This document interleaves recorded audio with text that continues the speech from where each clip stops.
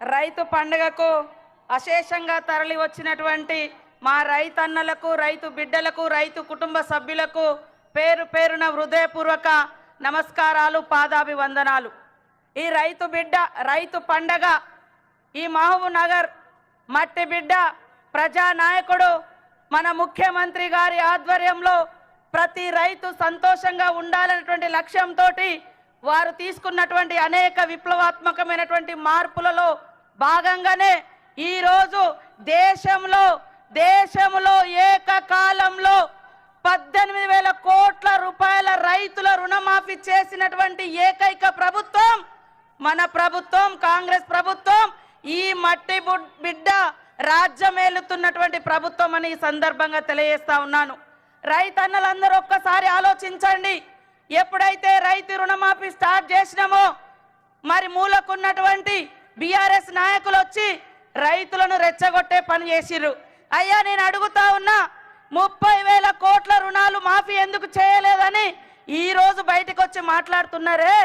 మరి 10 సంవత్సరాలలో మీరెందుకు ఈ 30,000 కోట్ల భారం రైతుల మీద ఉంటే ఎందుకు మాఫీ చేయలేదని నేను అడుగుతా ఉన్నా. ఈ 30,000 కోట్ల భారం కాంగ్రెస్ ఇచ్చిన భారమా? ఈరోజు వచ్చి సంవత్సరం తిరగక ముందే మరి 18,000 కోట్ల రుణాలు మాఫీ చేసినాం. కానీ బీఆర్ఎస్ ప్రభుత్వ హయాంలో 2018 నుంచి 23 వరకు వాళ్ళు చేసింది 5 ఏళ్లలో కేవలం 11,000 కోట్ల రుణాలే. కానీ మన సీఎం, మన ప్రభుత్వం మరి 25 రోజులలో ఇప్పటికే చేయడం జరిగింది. కాబట్టి ఒక దిక్కు అప్పులు, ఒక దిక్కు సంక్షేమం. ఈరోజు నేరుగా రైతుకు లాభం అవుతుందంటే సన్న వడ్లు కొనడంతో కౌలు రైతుల యొక్క అకౌంట్లలో కూడా డైరెక్ట్గా డబ్బులు పడుతున్నాయి.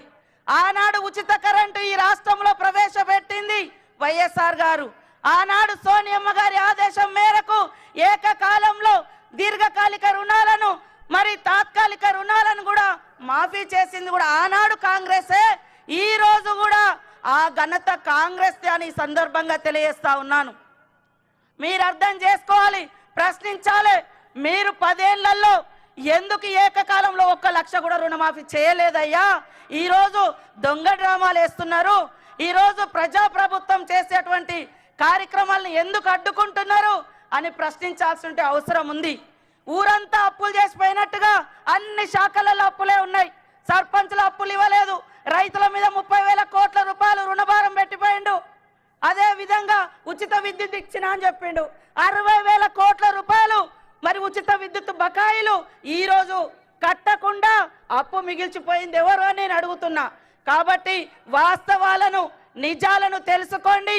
ఈ ప్రజాప్రభుత్వాన్ని దీవించండి అని మీ అందరికీ కోరుకుంటూ జై జవాన్, జై కిసాన్. ఆనరబుల్ ఎమ్మెల్సీ గౌరవనీయులు మహేష్ కుమార్ గౌడ్ గారు.